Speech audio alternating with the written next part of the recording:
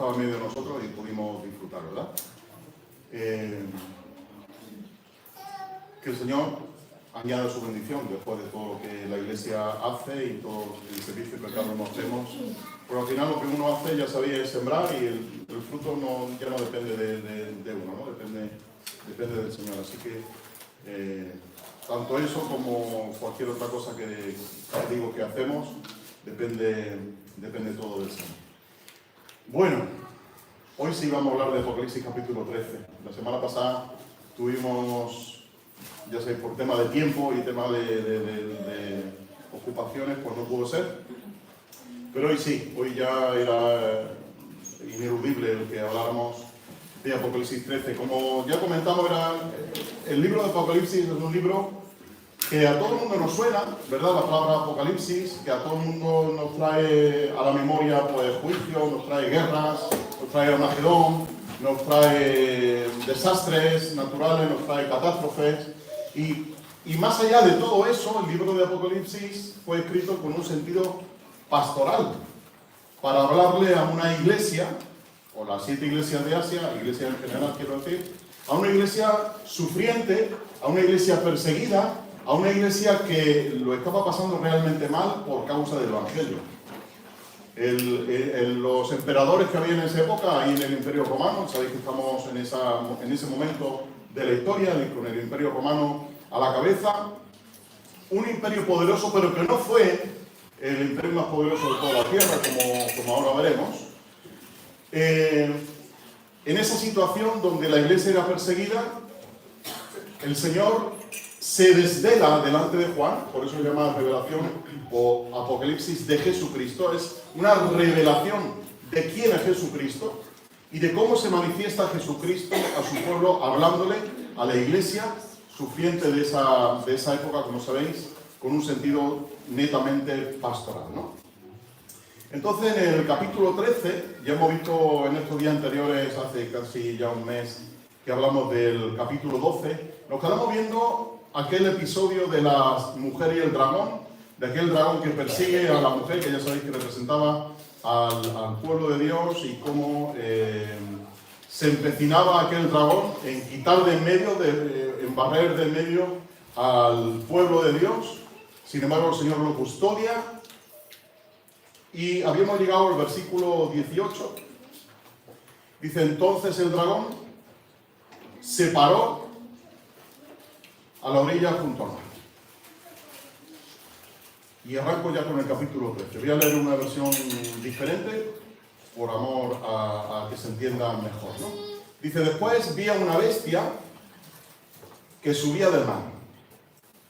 Así que situamos un dragón que se para junto al mar, y cuando está el dragón allí parado, sube una bestia del mar.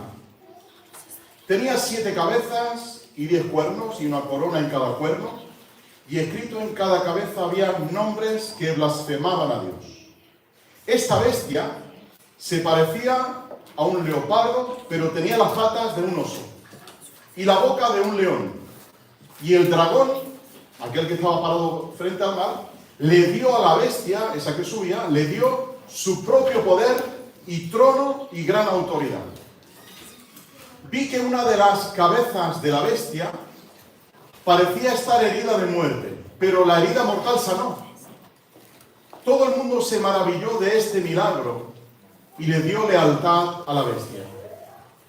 Adoraron al dragón por haberle dado semejante poder a la bestia, y también adoraron a la bestia.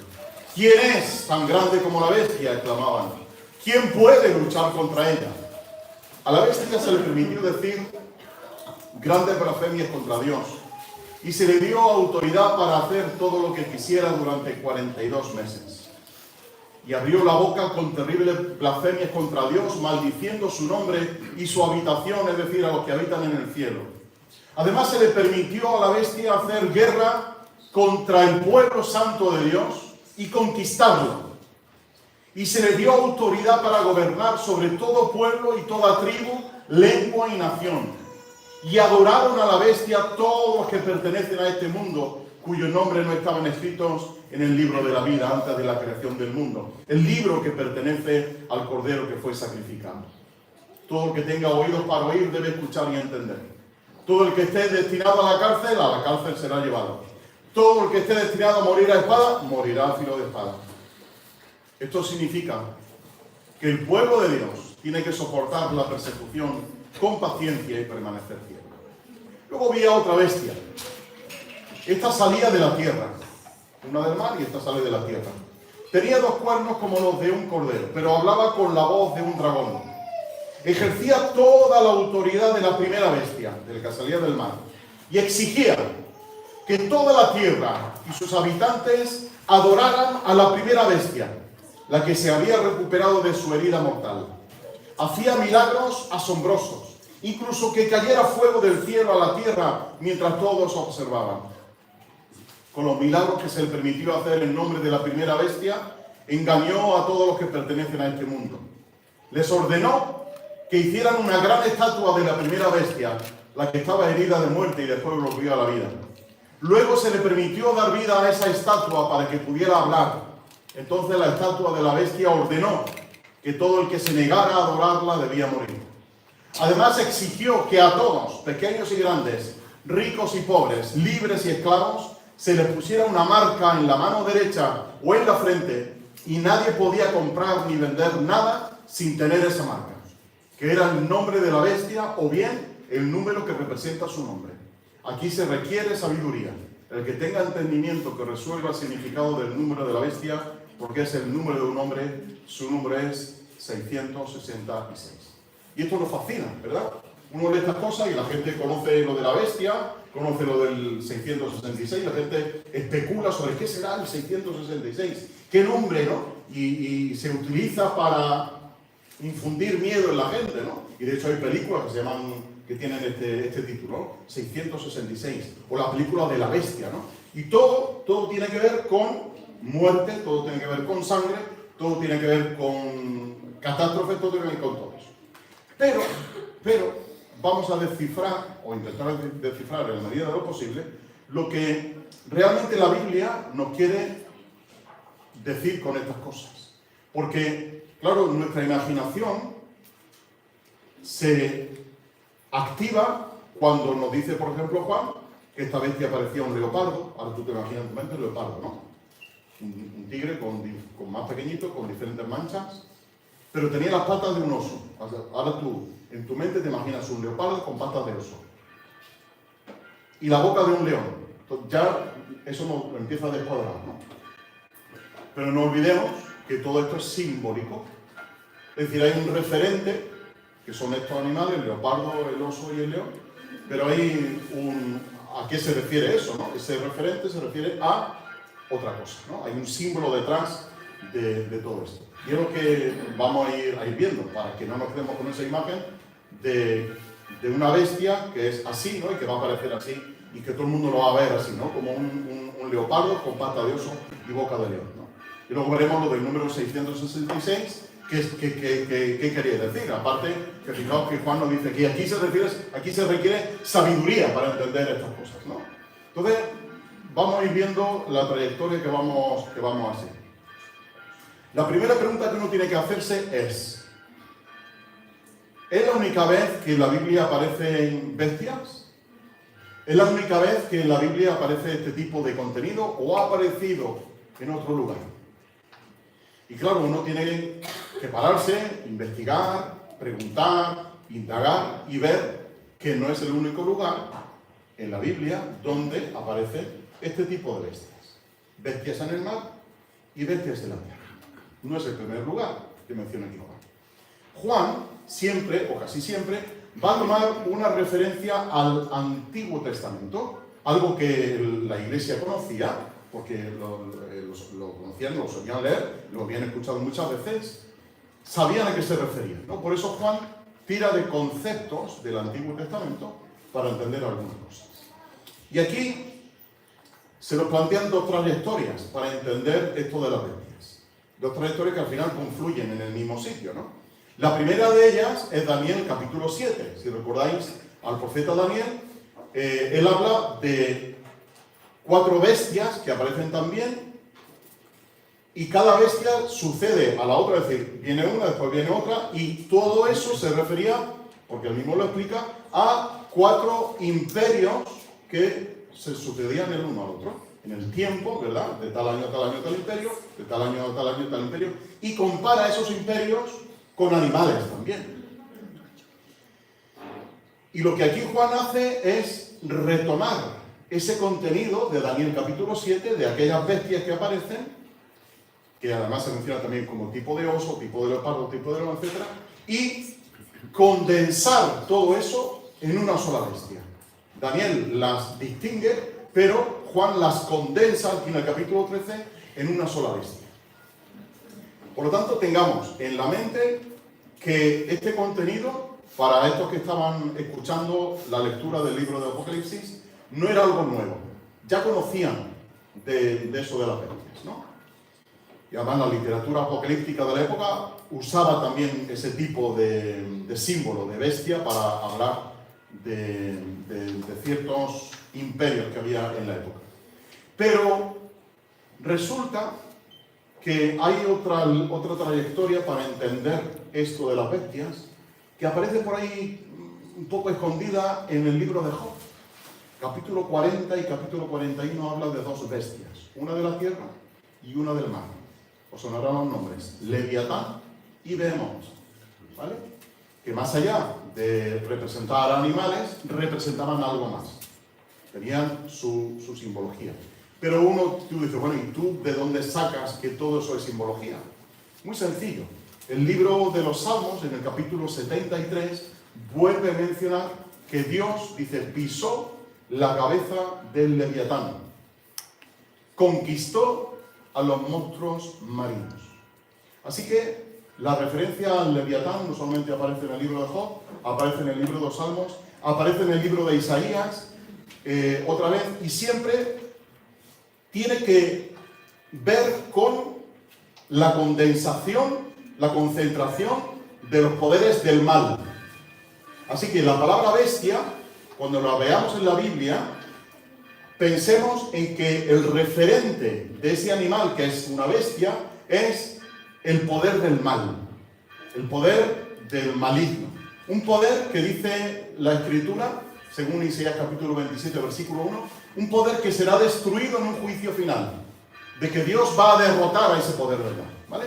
Así que cuando leamos ahora en el Apocalipsis una bestia, no es una bestia física, es el símbolo del poder del mal, es decir, de algo que va a acontecer, que estaba aconteciendo en la época de Juan y que ha de acontecer también en el futuro. Y fijaos que aparecen 3 figuras en este capítulo 13. Aparece el dragón por un lado, aparece la bestia que sale del mar y aparece la bestia que sale de la tierra. Se juntan ahí lo que algunos llaman una trinidad satánica, ¿verdad? Para hacer ciertas cosas que son las que vamos a ver. Todo esto se concentra en una persona. Este poder del mal. Todo esto que Juan nos describe aquí de manera muy detallada y de manera además casi escalofriante, tenía que ver con alguien. Pero mirándonos nosotros ahora desde el siglo XXI y su cumplimiento histórico en ese alguien, que ahora veremos quién es, en ese alguien apunta hacia otro alguien que hay detrás de ese alguien primero. No es un trabalengua, ¿vale? Esto que menciona Juan apunta a alguien, pero trasciende a ese alguien, ¿vale? Y habla de otro alguien superior a este alguien histórico. Y ahora os desvelaré un poquillo esto. Habla de un próximo gobernante mundial, que recibe muchos nombres en la Biblia. Se le llama, por ejemplo, el cuerno pequeño, se le llama gobernante, se le llama rey, se le llama hombre de maldad, se le llama anticristo y aquí se le llama bestia. ¿Vale? Así que todos esos nombres que vemos en la Biblia, en el libro de Daniel, en Primera de Juan, en Apocalipsis 13, en Segunda de Tesalonicenses, todo eso tiene que ver con un próximo gobernante mundial. Que en realidad era lo que Juan y la iglesia del primer siglo estaban viviendo. un gobernante mundial conocido como el emperador romano, ¿verdad? Nerón, después de Domiciano, luego vino Vespasiano, luego vinieron otros más, ¿vale? Y ese imperio romano era el que dominaba la tierra conocida. Y cuando digo tierra conocida no me estoy refiriendo a América del Norte, América del Sur, porque era el terreno desconocido para toda esta gente, ¿no? Pero ya sabéis el poder que tuvo y la expansión que tuvo el imperio romano de su época. Esta bestia que nos describe aquí Juan, acompañadme un momentillo a Daniel capítulo 11. Libro de Daniel capítulo 11. Porque allí nos describen unas cosas importantes, ¿no?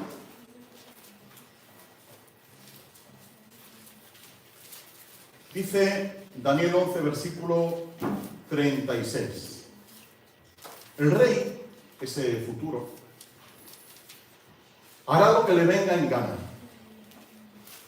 Se exaltará a sí mismo y afirmará ser más grande que todos los dioses. Incluso blasfemará, ¿os suena lo de Daniel? La bestia que blasfemaba, ¿os suena? Y blasfemará contra el Dios de dioses.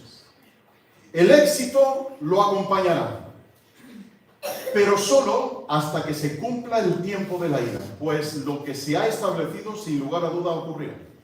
No tendrá ningún respeto por los dioses de sus antepasados, ni por el Dios querido por las mujeres, ni por ningún otro Dios, porque se jactará de ser más grande que todos ellos. En su lugar rendirá culto al Dios de las fortalezas, un Dios que sus antepasados jamás conocieron, y lo engrandecerá con oro, plata, piedras preciosas y regalos costosos.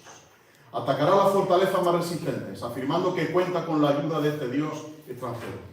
Honrará a quienes se sometan a él, al ponerlos en puesto de autoridad y al repartir la tierra entre ellos como recompensa. Tenéis luego tiempo para leer todo el capítulo 11, para escuchar esa descripción que nos hace Daniel de ese gobernante que iba a venir.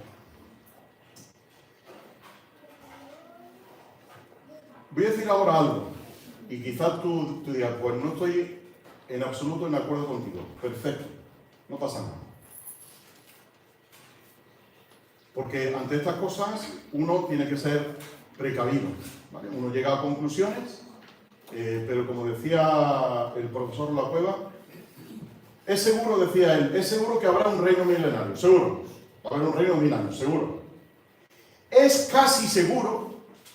El profesor La Cueva, no estamos hablando de un mindundi como yo, ¿no? Es casi seguro, decía él, que la iglesia será arrebatada antes del milenio. Casi seguro.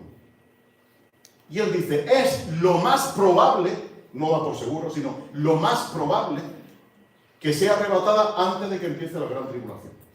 Por eso, hay algo que es seguro, que es que va a venir un reino de 1000 años.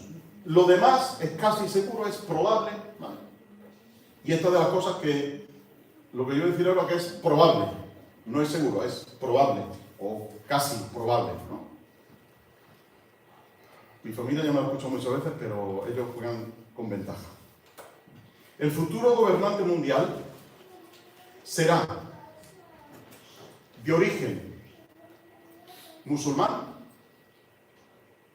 y que nacerá de la reconstrucción del Imperio Otomano. El Imperio Otomano fue el mayor imperio que ha conocido la historia. No el Imperio Romano, el Imperio Otomano. Y el Imperio Otomano absorbió al Imperio Romano y absorbió a un montón de naciones que rodean a Israel. Y esto tiene que ver porque en el Salmo 83, si me acompañé un momentillo, ahí se menciona algo que lo descuadra un poquito ante estas cosas, ¿vale? Pero que sirve de apoyo a lo que os estoy diciendo. Salmo 83, versículo...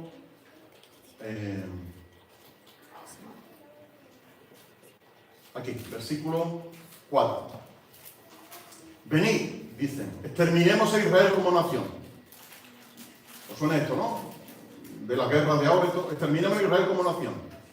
Destruiremos hasta el más mínimo recuerdo de su existencia.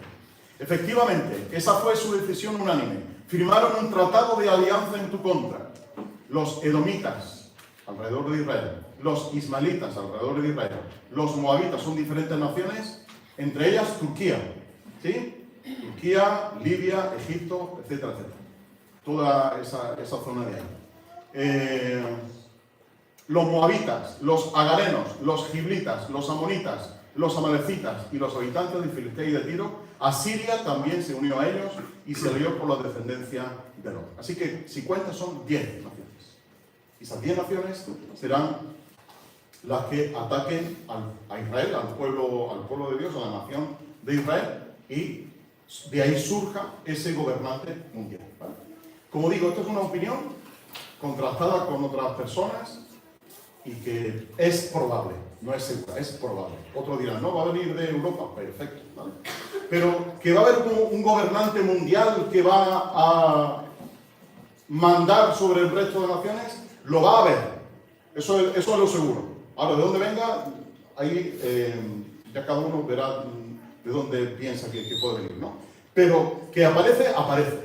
Ahora, para mí es curioso, no sé si para vosotros os parecerá, que Juan no lo llama aquí anticristo. ¿Os habéis dado cuenta? Nosotros hablamos del anticristo, hablamos de ese personaje, ¿no? Pero aquí Juan no lo menciona, no menciona la palabra anticristo. Él lo menciona como la bestia, como el dragón, como tal, pero no lo llama anticristo.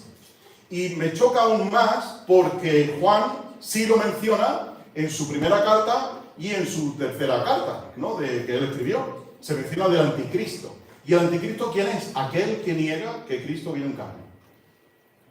Por lo tanto, será una figura política y religiosa que niegue que Cristo vino en carne.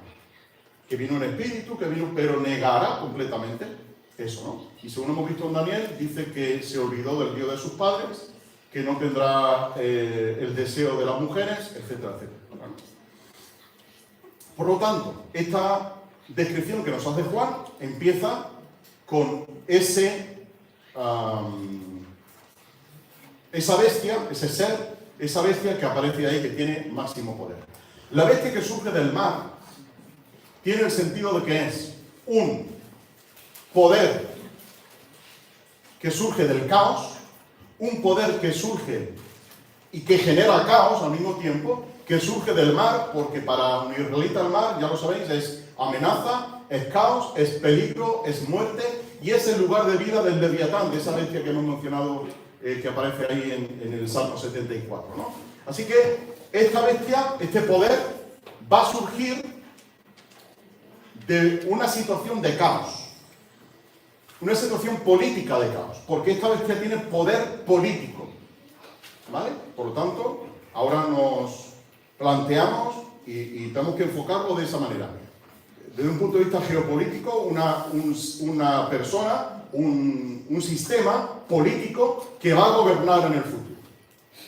Y tiene poder político porque, fijaos lo que dice en el versículo 1, que tiene 7 cabezas, y la cabeza es el símbolo de ser un poder político precisamente. Tiene 7 cabezas, y en la época de Juan eran 7 emperadores que se sucedieron el uno al otro en la ciudad de Roma, ¿vale? Por lo tanto, ellos entendían, claro, para nosotros es casi críptico, ¿no? Pero ellos entendían perfectamente lo que Juan estaba describiendo aquí. 7 cabezas, 7 poderes que había. Y será un poder altamente eficaz, porque dice que tiene 10 cuernos. El cuerno es la ejecución de un poder, el llevar a cabo un poder de manera eficaz. Y tiene que ver con eso, con un poder altamente eficaz, que habla de esos 10 cuernos, y además lo hemos leído en el libro de Daniel, capítulo 11, ¿no? Tiene 10 coronas, dice, y una corona en cada cuerno. El número 10 es el número de plenitud, es un número completo, es un número final, ¿vale?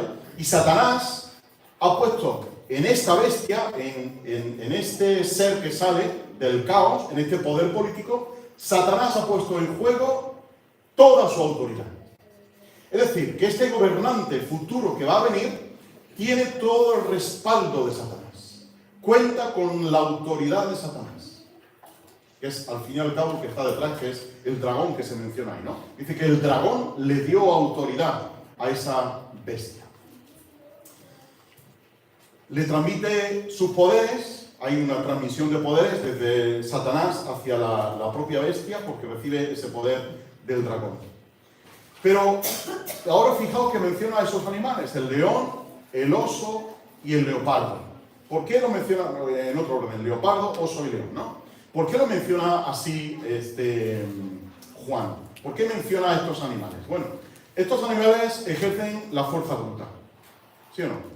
Tú a un león no lo tomas, por mucho que lo tomes, aunque fueras ángel Cristo, al final el león te va a atacar de una manera o de otra porque tiene un instinto, una fuerza bruta natural, ¿no? El oso lo mismo, por mucho que tú tomes un oso, al final el oso tiene una fuerza bruta natural. Y el leopardo era conocido en la antigüedad como, su nombre significa bestia manchada. Y si ahora traía a vuestra mente un leopardo, es una bestia, es un gato gigante con manchas, ¿no?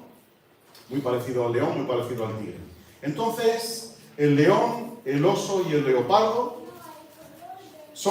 eran conocidos en la época como animales que ejercen la fuerza bruta con astucia y con rapidez. Fuerza bruta con astucia y con rapidez. La rapidez, en este caso, del leopardo, uno de los animales más rápidos, ¿no? El oso con su fuerza bruta y la astucia del león. Así que por eso Juan menciona estos tres animales, ¿no? Porque ese referente tiene que ver con astucia, fuerza bruta y con mucha rapidez. Y era básicamente la fuerza bruta de los imperios de la época. Los imperios de la época no eran inestables, eran gobiernos muy estables que ejercían opresión, que ejercían abuso de poder, que ejercían violencia sobre sus habitantes, que ejercían dictadura sobre sus habitantes, como podéis ver la historia del propio Imperio Romano. Y una de las cosas que va a hacer es el sistema detrás del cual está el propio Satanás. Lo que va a hacer este sistema, representado además en una persona, va a ser que, hemos leído ahí, que va a proferir blasfemias contra lo hemos leído en el versículo 1. Tenía en cada en cada cabeza había nombres que blasfemaban a Dios. Si no directamente decir una blasfemia contra Dios, pero los emperadores de la época se ponían ellos mismos nombres de Dios. Y si recordáis, se me ha olvidado traerlo, las monedas que os enseñé hace un tiempo, en las monedas alrededor, igual que en las nuestras, pues ponía, ¿os recordáis las 25 pesetas de Franco? ¿No? Ponía Francisco Franco, caudillo de España, por la gracia de Dios, ¿no? Le ponían por la G de Dios. Yo le preguntaba a mi padre, ¿qué es la G? Porque yo no sabía qué era la G, ¿no? Finalmente explicaron que era por la gracia de Dios, ¿no? Pero eso era poco para lo que se ponían los emperadores, porque en su moneda, ¿sabéis lo que venía escrito? Deus et res noster, nuestro Dios y Rey. Nuestro Dios y Señor. Eso se ponían ellos ahí en las monedas. Y algunos ponían hasta Salvador del mundo, ¿no? Es una blasfemia. El ponerte tú el nombre de Dios ya es una blasfemia, ¿no? Por eso Juan dice aquí, este ser va a proferir blasfemia, va a usurpar el título y la función de Dios. Y ese nombre que se ponían los emperadores, el de Dominus, el Deus Noster, es Rex Noster, nuestro rey, ¿no? Era para decir, no, aquí se me rinde autoridad, se me rinde culto a mí, que soy el Dios que os puede salvar. Yo soy el Dios que os puede salvar a vosotros. Y se arrogaban esa capacidad, ¿no?, de salvación. Entonces, esta bestia va a recibir autoridad para ejecutar sus propósitos, autoridad satánica para ejecutar sus propósitos. Y a mí hay algo que me pone el vello de punta, versículo 7. Se le permitió hacer guerra contra el pueblo santo de Dios y conquistar.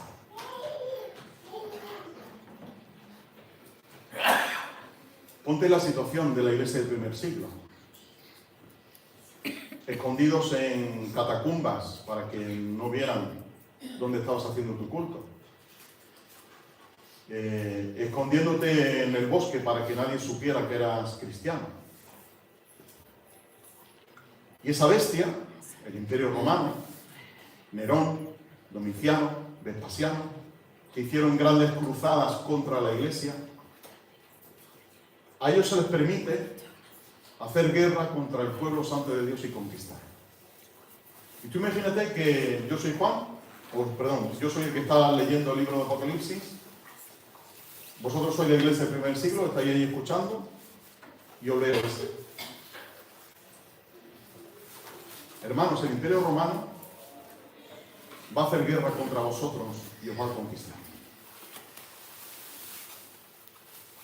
No sé cuántos se levantarían de la reunión esta y dirían, yo no quiero, yo prefiero salvarme la vida, ¿no?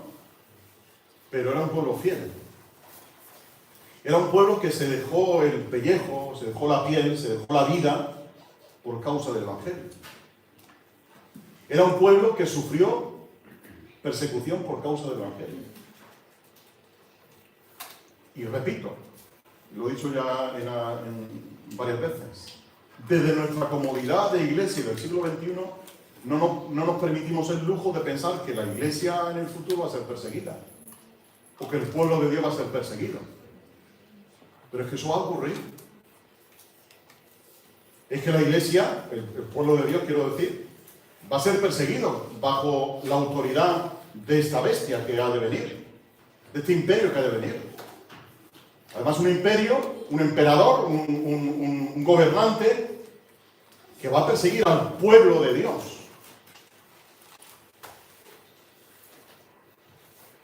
Esa superpotencia mundial que habrá de venir, que tendrá un ejercicio limitado de poder como tuvo esta gente, porque dice además Juan que se le permitió que fuera nada más que por 42 meses, 3 años y medio, 1260 días, que ya ha aparecido esa cifra a lo largo de los 12 primeros capítulos, ¿no? Entonces va a tener ese poder, va a tener una fecha de vencimiento. Es un poder limitado en el tiempo. Además, hoy no hay mesa, hoy no hay agua. Yo me estoy secando la garganta porque... Porfa. Gracias, Cita. Muchas gracias. Siempre va a echar un mano del agua de aquí, pero me han quitado el mesa, me han quitado el agua también. Pero bueno, mientras Cita trae una botellita. Las diademas... Gracias. Las diademas eran lo que se ponían los vencedores, los emperadores aquí en la frente, para representar, o para ostentar más bien, su soberanía, ¿no? Aquí está el emperador tal. Igual que ahora se cuelgan los militares las medallas, ¿no? Se ponen tantos galones y tal. Antes eran diademas los que se ponían. Y ahí se ponían a qué habían conquistado, qué poder tenían, qué autoridad tenían. Y esta bestia que aparece aquí tiene el poder y tiene la autoridad en la tierra y en la historia, porque tiene diademas, ¿no? Y va a ostentar su poder. Y él se arroga y se vanagloria de ese poder. Pero, como hemos visto ya y veremos en el futuro, los reinos de este mundo han venido a ser de nuestro Dios y de su Cristo. Así que ellos tienen los 10 contados. Este emperador que había en la época tenía los 10 contados y el que ha de venir tiene los 10 contados. El sufrimiento de la iglesia, la persecución de la iglesia no va a ser eternamente y para siempre. Tiene el poder limitado. Va a ejercer además una egoidolatría con la que él dice que tiene el poder de la vida y de la muerte. Yo soy el Salvador, yo soy el que va a solucionar la vida, yo soy al que estabais esperando, yo soy el que os va a gobernar. Os va a gobernar bien, no os preocupéis. Miradme tranquilamente. Pero va a ejercer tiranía, va a ejercer el poder de la vida y de la muerte sobre todos aquellos que no estén de acuerdo con ella. Así que todos aquellos que no estén de acuerdo con la bestia van a sufrir la persecución de la bestia. De esa bestia que sale, como hemos visto, del mar. Y fijaos a partir del versículo 9 hasta el 10, Juan está diciendo, esto va a ocurrir sí o sí. El que esté destinado para la muerte va a morir, el que esté puesto a morir a filo de espada va a morir. Esto es ineludible. Y apunta a él. Esto significa que el pueblo de Dios tiene que soportar la persecución con paciencia y permanecer fiel. Pero surge una bestia, es que no sé si apunto porque un versículo que tiene que comentaros, no sé si lo habré puesto después, lo he puesto después, así que lo dejamos. Surge ahora una bestia que sale de la tierra. Juan ahora enfoca hacia otro lugar y enfoca a una bestia que sale de la tierra. Una ha salido del mar y otra ha salido de la tierra. Esta bestia de la tierra, si la primera, la del mar, tiene poder político, esta bestia de la tierra tiene poder ideológico. ¿Sí? Una ejerce el poder político y otra el ideológico. Y ahora veréis por qué. Ideológico, religioso y propagandístico. Va a ser quien le va a dar la propaganda a la primera bestia. ¿Vale?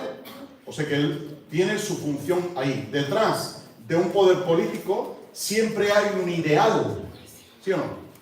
En cualquier régimen político, detrás hay un ideal. Detrás hay propaganda. Hay extensión de ideas. Hay propagación de ideas, ¿no? Y lo que esta bestia va a hacer, la bestia de la tierra va a hacer es, además fijaos, dice que tenía 2 cuernos como los de un cordero, hablaba con la voz de un dragón, 2 animales opuestos, el cordero como un animal manso y humilde, ¿verdad? Y el dragón como un animal terrible. Así que tiene la apariencia de un dragón, parece que atrae a la gente, ¿verdad? Parece humilde, parece sencillo, pero habla con la voz de un dragón. Es decir, va a manipular la opinión de las masas. El Imperio Romano tenía su propia propaganda política y la hacía por medio de las monedas. Si tú no tenías esa moneda que ponía que el César es el Señor y Salvador del mundo y era el Dios, pues no podías comprar, ¿sí o no? Si no tienes dinero, no compras. Y la inscripción en esa moneda además te hacía reconocer que ese César es el Señor, pero aparte de eso, siempre había una estatua levantada del César de turno al cual había que ir y rendirle homenaje y rendirle culto. Así que detrás de ese poder político hay un ideal político, hay una propaganda política, y habrá una propaganda política detrás de ese poder político que ha de venir, ¿no? ¿Cuándo vendrá? No lo sabemos. Hay indicios, pero no vamos a saber nunca cuándo eso va a ocurrir, cuándo va a estallar, ¿no? Esa figura y ese poder, ¿no? Un escritor llama a esta bestia el ministro de propaganda, y efectivamente es un ministro de propaganda, ¿no? O, mirad, os digo una propaganda que circulaba allá por Alemania por parte de un propagandista de Hitler, Goebbels se llamaba el hombre. Decía, cuanto más grande es la mentira, mayor posibilidad de ser creída por las masas. Esa es la propaganda que ellos hacían. Decían, vamos a mentir, pero ya que miento voy a mentir a lo grande. No voy a ver una mentira, no, miento a lo grande. ¿Por qué? Porque eso va a permitir que la gente, la masa, lo crea. Y esto era la propaganda nazi de esa época, ¿no? Cuanto más grande es la mentira, mayor posibilidad de ser creída por las masas. Esto lo escribió Hitler en su libro Mi lucha, ¿no? Así que esta bestia, que sale de la tierra, tiene además la propia autoridad de la bestia que sale del mar. ¿Por qué? Porque fijaos los verbos que usa Juan, versículo 12. Exige que toda la tierra y sus habitantes adoren a la primera bestia. Versículo 14. Ordena que hagan una gran estatua. Versículo 15. Ordena que todo el que se niegue a adorarla deba morir. Y 16. Exige que a todos se les ponga una marca. Es una exigencia. Y el que no cumpla con esa exigencia y con esa orden en forma de real decreto, decreto ley, lo que queramos pensar, o por dictadura simplemente, el que no cumpla, pues tiene que pagar, ¿no? Y lo va a pagar con la muerte. Así que va a ejercer ese sistema, representado en una persona, va a ejercer esa función de megalomanía, esa función de creerse el mayor del mundo, esa función de propagar un ideal político y religioso, no se nos olvide, y religioso, contra el propio pueblo de Dios. Esta bestia que sale de la tierra va a controlar, va a consolidar y va a sostener el poder de la primera bestia. O sea que la primera bestia está ejerciendo su poder, pero detrás está la bestia que sale de la tierra, que es la que sustenta y la que apoya y la que propaga el poder de la bestia que sale del mar, de la primera bestia. Y va a haber, por lo tanto, una celebración festiva de coronación, ¿no? Porque dice, versículo 12, que al mismo tiempo, esta bestia, la que sale de la tierra, la ideológica, dice que ejerce toda la autoridad de la primera bestia. Es decir, él recibe la autoridad de la primera bestia, pero él al mismo tiempo apoya a la primera bestia y le da propaganda a la primera bestia. ¿Os dais cuenta de que hay ahí una especie de convenios entre el poder político y el poder ideológico y religioso unidos? De que ahí hay algo que se va a fraguar, algo que va a funcionar ahí en contra del pueblo de Dios, ¿no? Pero además va a encandilar a la gente esto. No va a asustar a la gente. Lo va a encandilar. Van a decir, oye, esto es lo que estábamos esperando. Esto es lo que el mundo necesitaba. Esto es lo que estábamos anhelando durante tantos años, ante tanto desastre. Esto es lo que necesitábamos nosotros. Una persona como esta. ¿Cómo no se nos ha ocurrido antes, ¿no? ¿Cómo no hemos tenido nosotros esto antes? Versículo 13. Dice que hacía milagros asombrosos. Incluso que cayera fuego del cielo a la tierra mientras todos observaban.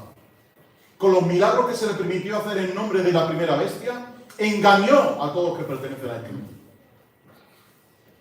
Así que va a encandilar a la gente, lo va a convencer, va a hacer muchos portentos, va a manipular la religión y va a manipular la religión y la va a poner al servicio del poder político. Y va a hacer milagros para que todo el mundo se asombre.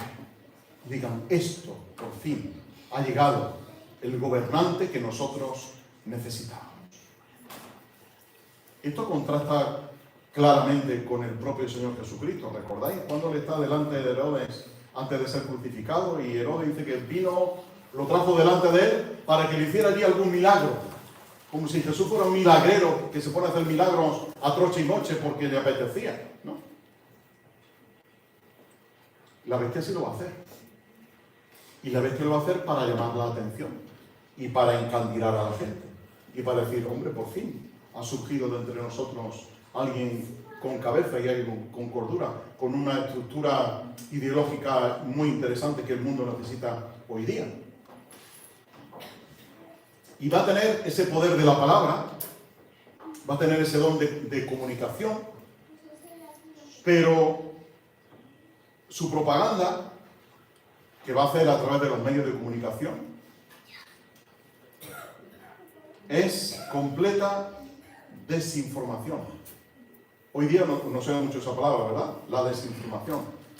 En estos días hay un congreso de un partido político, creo que ahí en, no sé si en Sevilla, no sé dónde, y hablaban de que hay un problema dentro del propio partido que es la desinformación. Y esto es preocupante. Es preocupante porque la desinformación nos deforma. La desinformación nos lleva a conclusiones erróneas. Y es lo que va a hacer esta bestia. Va a desinformar. Va a manipular la información. Va a manipular la verdad. ¿Os suena lo de fake news? ¿Os suena mucho a los jóvenes? ¿Os suena lo de las fake news, no? Las noticias que son falsas. Y te van a decir, no, pero si yo lo vi hablar. No, pero si yo lo vi en tal sitio. No, pero si no te diste cuenta que la foto estaba con él. ¿Habéis visto vídeos hechos con inteligencia artificial? ¿Cómo hay un personaje hablando y está diciendo cosas que no había dicho? No lo habéis visto, si no meteros en internet que hay así. Personajes políticos, personajes influyentes, diciendo cosas que con inteligencia artificial se ha manipulado el vídeo. Tú no notas que se ha manipulado el vídeo, a no ser que sea muy puesto en el tema, y está diciendo otra cosa que él no ha dicho o que ella no ha dicho, ¿no? Y entonces gente dice, no, pero si yo he visto un vídeo de fulanito de tal diciendo tal, y tú dices, no, está sacado de contexto y además está manipulado, fíjate aquí, ¿no? Y cada vez ese sistema se está perfeccionando. Por lo tanto, es probable y sería lógico pensar en que la manipulación va a venir por ahí, en que ese personaje, utilizando... Claro, Juan no estaba pensando en inteligencia artificial, entenderme, ¿no? Pero, tal y como están los tiempos, el uso de imágenes y de vídeos con inteligencia artificial con manipulación va a estar a la orden del día. Y la gente se lo va a creer, ¿no? Cuando te mandan un enlace de Facebook, de Instagram, mira lo que he visto, y dices, pero ¿cómo va a ser eso? Si eso es imposible que eso ocurra, ¿no? Y le explicas a la persona, mira, esto está manipulado. La verdad es esta, ¿no? Entonces, esa manipulación con el poder de la palabra y con diferentes artificios, pues va a encandilar a la gente. Pero lo importante detrás de todo es que va a exigir y va a ordenar rendición y adoración a la bestia. Va a ser un elemento que va a pedir que la bestia sea adorada por todo el mundo. Igual que en aquella época a los emperadores se les rendía culto y había que ir a rendirle culto. ¿Recordáis de nuevo a Daniel y sus amigos?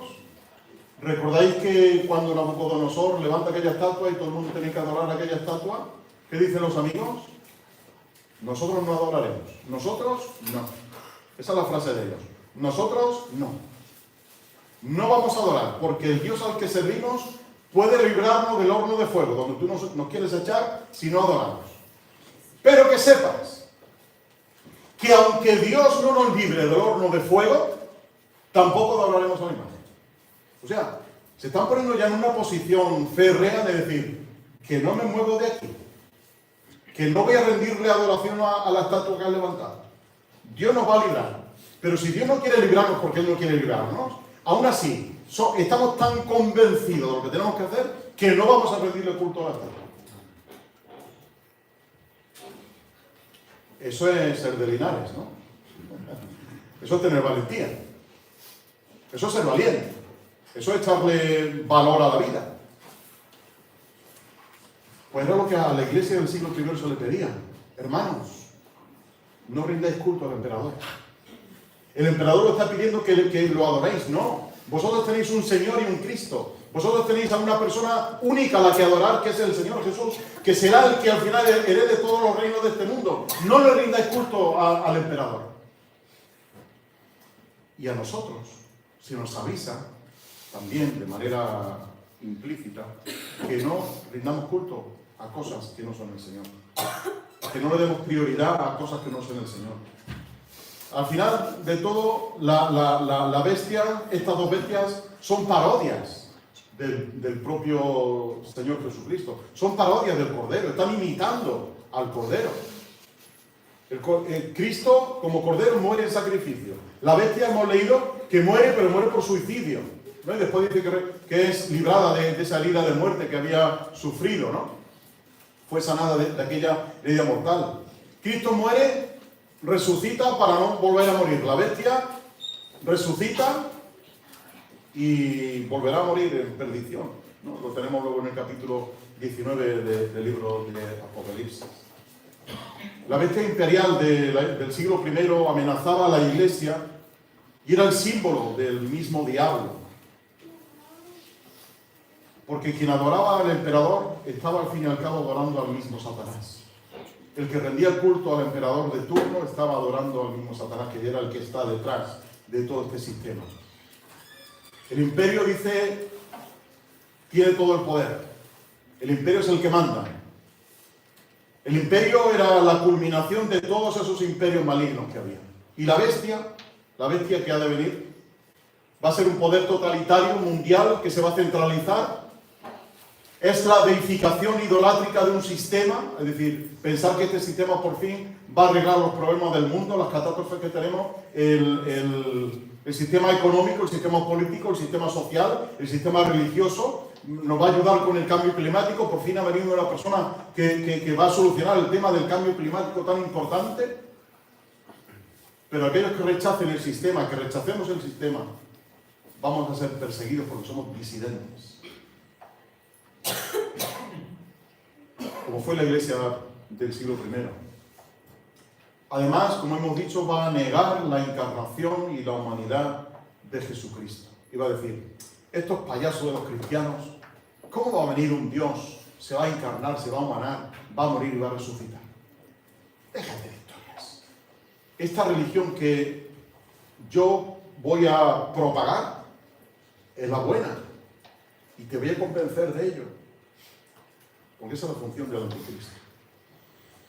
Y la bestia representa a Roma, al imperio romano. Pero trasciende a Roma. Es superior a Roma. Es mucho más grande que Roma, que el imperio romano. Y esa bestia que sale de la tierra finalmente, dice que exige que a todos se le ponga una marca en la mano derecha o en la frente. Y aquí ya las especulaciones surgen por todos lados. Va, aquí el 666, no, aquí la mano, no, el código de barra, no, el chip que te van a incrustar ahí en la piel y que te va a pasar una esta.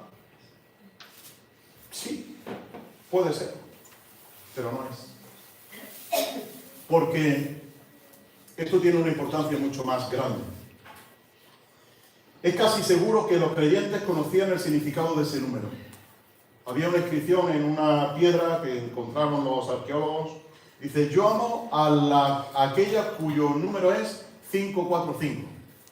Y tú dirás, ¿qué nombre más raro tiene esta chica? No, era un nombre críptico, estaba encriptado, porque el 5 representa una letra, el 4 representa otra letra y el 5 representa a esa misma letra, ¿no? La primera. Entonces la 545 era, pues ahora mismo no sé qué es el nombre que tendría la chica, ¿no? Pero cuando la Biblia menciona que esa bestia, esa marca de la bestia es el número 666, que no es el 666, que es el 666, no es números independientes, sino la conjunción y la suma de esos números, 666. Posiblemente, dicen algunos, las letras del nombre Nerón era eso, el 666, ¿no? Pero dicen muy probable. No vamos a entrar en este tema porque es súper complejo y da lugar a muchas especulaciones, porque ahora voy a explicar algo. Así que, y finalmente acabo con esta pregunta. ¿Qué consecuencia va a tener eso sobre la humanidad? Caos, desorden, muerte con respecto al diseño original y al diseño final de Dios. ¿Va a encandilar esa bestia a todo el mundo? ¿Va a polarizar la sociedad, los que están con la bestia y los que están contra la bestia? ¿Va a exigir lealtad incondicional? Es decir, que todo el mundo tiene que rendirse delante de ese poder político y propagandístico y religioso y ideológico. Y llevará el nombre de la bestia, porque eso te va a polarizar, va a estar de un lado o de otro. Llevar el nombre de bestia trasciende mucho más a todo eso. Porque si recordáis la bendición sacerdotal del número 6, capítulo 6, versículos 24-27, dice, y pondrás, dice Dios, y pondrás mi nombre sobre los hijos de Israel. ¿Acaso Israel llevaba el nombre de Dios puesto en algún sitio? No. Simplemente era que se iba a invocar el nombre de Dios sobre el pueblo. Es decir, ser el pueblo de Dios que identifica con Dios. La pregunta que está haciendo aquí, o la conclusión a la que está llegando aquí Juan es, ¿de qué lado estás? ¿Estás del lado de la bestia y lleva su nombre? ¿O estás del lado de Dios y lleva su nombre? ¿Veis? Que no es tanto especular, el 666 significará, es el nombre es el número de un hombre, dice Juan. Pero detrás de ese nombre hay mucho más. Es posicionarte de parte de quién estás. ¿Dónde está tu lealtad? Como hoy se dice mucho esta frase. ¿Quién es tu proxy? Es decir, aquella persona que te confiere el poder, ¿no? Y se pone en la frente, dice que la marca iba en la mano derecha o en la frente porque la frente es el compromiso ideológico, aquí donde están las ideas, y la mano es el desarrollo práctico de estas ideas. Yo tengo ideas en mi mente, además la parte frontal del cerebro es la que domina, ¿verdad? La que ejecuta, la que manda, la que tiene el poder de decisión, la voluntad, y la mano la que ejecuta lo que yo tengo en mi esta, ¿no? Entonces, sobre los habitantes de la tierra, y con esto acabo ya, va a ser un completo desastre. Pero sobre los creyentes, la bestia va a vencer, y se cree que va a vencer matando. Sin embargo, los fieles vencen por dejarse matar. Ese tiempo de prueba puso en juego la paciencia y la fe de los primeros cristianos, pondrá en juego la paciencia y la fe del pueblo de Dios en el futuro. Y ante este escenario, hermanos, la pregunta es, ¿estamos preparados para enfrentar esto que puede ocurrir en cualquier momento? Que se puede formar, además, veis la sucesión de cosas que están pasando últimamente, de luchas, de guerras, de no, ahora hay paz, ahora hacemos un pacto de paz, ahora te cedo mi tierra. ¿Veis? Todo esto ocurre de manera rapidísima, ¿no? Y uno no le da tiempo ni asimilar todo lo que está pasando. Pues ante lo que ha de venir, ¿estamos preparados ante ese escenario que se nos va a presentar? ¿Cómo está nuestra lealtad a Cristo?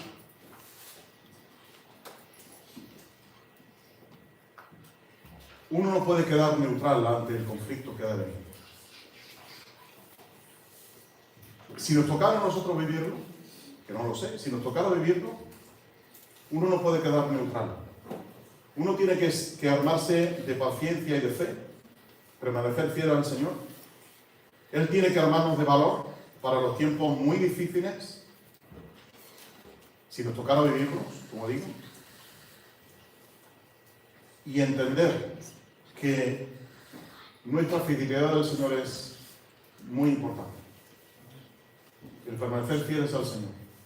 Ante todo este sistema ideológico político que ha de venir, que va a controlar los medios de comunicación, que va a controlar la sociedad, que va a comprar voluntades, un sistema que va a ejercer control absoluto bajo amenaza de sanción económica, de sanción social, de sanción religiosa a quien se le oponga, un poder que va a organizarlo todo como una estructura imperialista, política, económica, social y religiosa, un sistema que va a ser un sistema anticristo, que va contra el reino de Dios y va contra el propio Cristo. Y ante eso, ¿cómo está nuestra fe? ¿Recordáis la pregunta de Jesús? Cuando el Hijo del Hombre venga, ¿hallará fe en la tierra? Os dejo con esta pregunta. Hermanos, armémonos de valor. Hermanas, armémonos de valor. Porque los tiempos que vienen no van a ser mejores. Si nos toca vivirlos, que no lo sé, ahí la Iglesia tiene que dar el callo. Si no nos toca vivirlo, porque el Señor nos ha llevado antes, amén. Pero va a haber pueblo de Dios en la tierra. Y ante eso, ¿cómo está nuestra fe? ¿Cómo está nuestro corazón? ¿Cómo está nuestra valentía? Preguntémonos esto delante del Señor. Y que Él nos arme de valor, que nos arme de fe, ¿verdad? Así que veis que Apocalipsis no es un libro para aterrorizarse, es un libro para coger fuerza, para armarse de valor y decir, aquí está la iglesia, aquí estoy yo como creyente. Y venga lo que venga, el Señor me sostiene. Hemos recibido un reino inconmovible, un reino inconmovible. Nadie lo puede mover, nadie. Ni el mismo Satanás, ni las dos bestias y el dragón juntos van a mover el reino del Señor. Así que si estás en ese reino, estás en un reino inconmovible. Si estás en un reino conmovible, pues ojo porque el tambalearte te puede hacer caer. Que el Señor nos ayude, hermanos y hermanas, a ser fieles al Señor siempre, en medio de circunstancias difíciles. Amén. Pues pasamos al tiempo de alabanza, de adoración. Hermanos, se preparan.